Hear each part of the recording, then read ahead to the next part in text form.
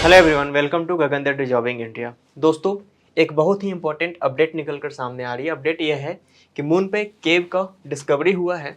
Researchers ने पता लगाया है कि ये फ्यूचर एक्सप्लोरर जो भी एस्ट्रोनॉट्स होंगे उनके लिए एक होम के तौर पे काम करेगा, शेल्टर के तौर पे काम करेगा। आखिर ये किस तरीके से शेल्टर होगा और आखिर ऐसी क्या ज़रूरत आन पड़ी कि हमें इसकी ज़रूरत पड़ रही है, तो इसको समझना होगा। तो आपको इस वाले पॉइंट में ये बात समझ में आएगी कि मैं ऐसा क्यों बोलना चाह रहा हूँ। ये उनको नेचुरल प्रोटेक्शन प्रोवाइड कराएगा। अभी जो भी एस्ट्रोनॉट्स जाते हैं वो किस तरीके से जाते हैं, अपने स्पेस क्राफ्ट के अंदर में कुछ ऐसा आर्टिफिशियल इन्वायरमेंट बनाते हैं ताकि वहाँ का जो हार्श इन्वायरमेंट है उनको अफेक्ट ना कर सके। लेकिन इसके डिस्कवरी के बाद से एक नेचुरल प्रोटेक्शन मिल जाएगा उन लोगों को। किससे मिलेगा भाई? तो जो लूनर इन्वायरमेंट का जो हार्श इन्वायरमेंट है ना लूनर के अंदर में, मून के ऊपर में, उससे उनको प्रोटेक्शन मिलेगा। जैसे कि रेडिएशन और एक्सट्रीम टेम्परेचर, वहाँ पे दिन और रात का जो टेम्परेचर होता है उसके बीच काफ़ी ज़्यादा डिफरेंस देखने को मिलता है, जिसकी वजह से बहुत सारे स्टूडेंट्स को ये प्रॉब्लम होता है। तो अभी ये प्रॉब्लम का सोल्यूशन ढूंढ लिया गया है, टेम्प्रोरी ही सही लेकिन ढूंढ लिया गया है।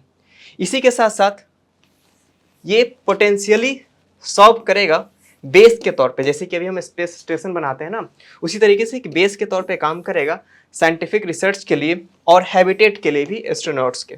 तो इसमें बहुत सी चीज़ें हो जाएंगी, बहुत से खर्चे बच जाएंगे और बहुत से ऐसे डिस्कवरीज हो पाएंगी कि जहाँ पे फोकस करना ईजी हो जाएगा एस्ट्रोनॉट्स के लिए। साइंटिस्ट का ऐसा अनुमान है कि काफ़ी ज़्यादा फैसिनेटिंग निकल कर सामने आएगा ये जो डिस्कवरी हुई है।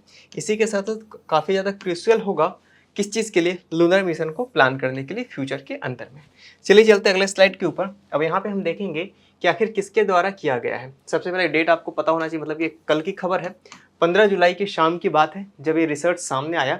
इटालियन टीम जो थी उसने रिपोर्ट किया इस बात को कि भाई ये बिल्कुल सही बात है और वहाँ पे काफ़ी ज़्यादा डीपेस्ट पीट को खोजा गया, गड्ढा खोजा गया है, जिसको कि ये लोग बोल रहे हैं कि केव के तौर पे काम करेगा, काफ़ी ज़्यादा डीपेस्ट।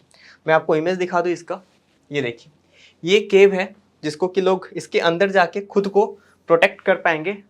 मून के ऊपर जो काफ़ी ज़्यादा हार्श इन्वायरमेंट होता है उससे अपने आप को प्रोटेक्ट कर पाएंगे रेडिएशन से। और जो मैंने आपको बोला कि दिन और रात के बीच का उसका जो टेम्परेचर का जो डिफरेंस होता है काफ़ी ज़्यादा होता है। इस डिफरेंस को मतलब कि कभी ना कभी ऐसा आएगा कि टेम्परेचर अपने काफ़ी पीक पे होगा, वैसे हालात में वो इस कैब के अंदर चले जाएंगे और खुद को क्या कर पाएंगे, प्रोटेक्ट कर पाएंगे वहाँ के हार्श वेदर इन्वायरमेंट से।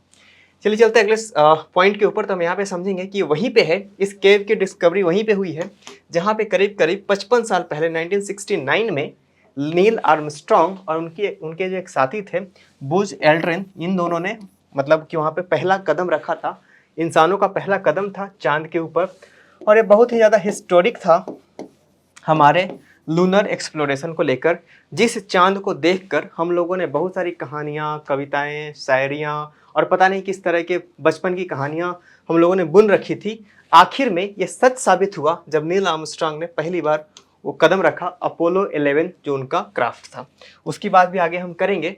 तो डिस्कवरी जो है काफ़ी साइजेबल केव की बात कर रही है। कहाँ पे? सी ऑफ ट्रैंक्विलिटी। अब आप बात करोगे कि चांद के ऊपर, मून के ऊपर सी क्या कर रहा है, समुद्र क्या कर रहा है। जो सी ऑफ ट्रैंक्विलिटी है ये रेत का समंदर है और जब यहाँ पे तूफान उठता है तो बहुत ही ज़्यादा ऊंचाई पे चला जाता है, इसका जो रेत होता है।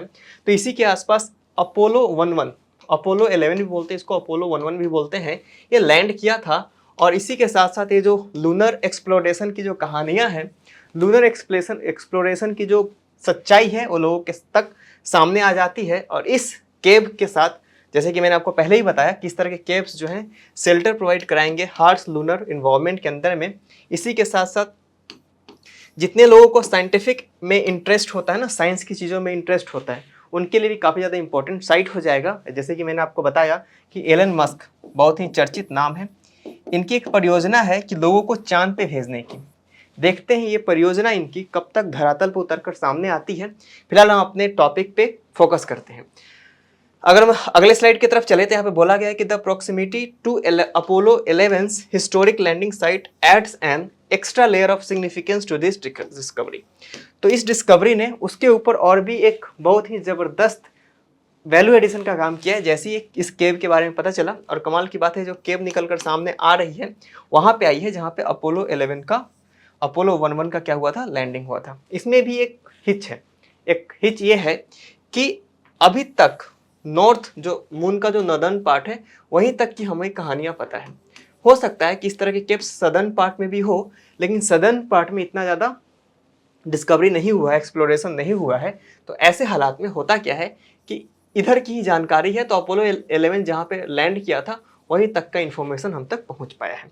ये काफ़ी ज़्यादा एक्साइटिंग है ये देखने के लिए कि जो फाइंडिंग्स है फ्यूचर में किस तरीके का आकार लेता है, किस तरीके का शेप लेता है, जो फ्यूचर मिशंस होंगे हमारे लूनर्स के ऊपर में। इसी के साथ साथ जो चंद्रमा है उसके जियोलॉजी को समझने में भी मदद मिलेगा। इसी और उसके साथ साथ ह्यूमन एक्सप्लोरेशन के पोटेंशियल को और भी ज़्यादा एक्सप्लोर किया जा सकता है एस्ट्रोनॉट्स के द्वारा। अगले स्लाइड के ऊपर चले तो मैं आपको बता रहा था कि एक बेसिकली एक गड्ढा है और ये 200 मीटर तक इस गड्ढे को पाया गया है और एक किसी वैल्कानो के इरप्शन की वजह से दिखा गया होगा और जो लावा का जो इरप्शन होता है उसकी वजह से देखने को मिला होगा। जैसे कि मैंने आपको बताया है पहले की क्लासेस में कि वैल्कानो का क्या मैकेनिज्म होता है। वैल्कानो का मैकेनिज्म होता है कि एक मोल्टेन रॉक जिसको कि हम मैग्मा बोलते हैं ये ट्रैवल करता रहता है। जैसे ही इसको कमजोर सतह मिलता है जहाँ पे प्रेशर सबसे ज़्यादा बनता है वहाँ पे क्या होता है कि मोल्टन रॉक बाहर की तरफ निकल जाता है, इसके साथ कुछ राख एसेस भी निकलते हैं। और ये जो मोल्टन रॉक है जिसको कि मैंने मैग्मा बोला, मैंने क्या साइंटिस्ट ने इसको मैग्मा बोला, ये जब बाहर निकलता है तो इसको लावा बोलेंगे और ये पूरे सरफेस पे फैल जाता है। कुछ ऐसा ही हुआ होगा बहुत दिन पहले जिसकी वजह से इस पीट का निर्माण हुआ था। तो अगले पॉइंट पे अगर हम चलें तो हमें पता चलेगा कि लावा ट्यूब से जो लावा निकलता है उसके वजह से जो टेम्परेचर बना उसने इस पीट के निर्माण में एक अहम भूमिका निभाई होगी।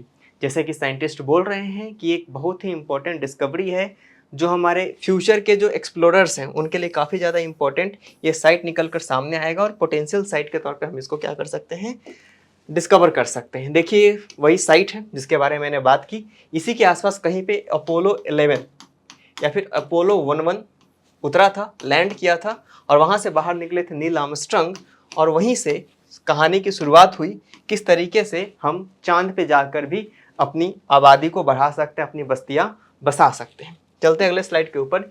तो यहाँ पे हमको समझने को मिलेगा इस स्लाइड में जैसे कि आप देख पा रहे होंगे कि रॉक्स जो है काफ़ी अनअल्टर्ड है, मतलब कि उसमें टूट फूट कम हुई है। इसी के साथ साथ उसका जो सरफेस कंडीशन है इओन्स का भी उस पर काफ़ी असर नहीं पड़ा है। साइंटिस्ट का यह मानना है कि लूनर डिस्कवरी में काफ़ी ज़्यादा इंपॉर्टेंट रोल प्ले करेगा और स्पेशली वल्केनिक एक्टिविटी को भी समझने में काफ़ी ज़्यादा मदद मिलेगी। तो ये था पूरा लेक्चर इसमें कि हम लोगों ने समझा इस नई डिस्कवरी के बारे में। आज के लेक्चर में फिलहाल इतना ही, हम मिलेंगे नेक्स्ट लेक्चर में। Thank you very much.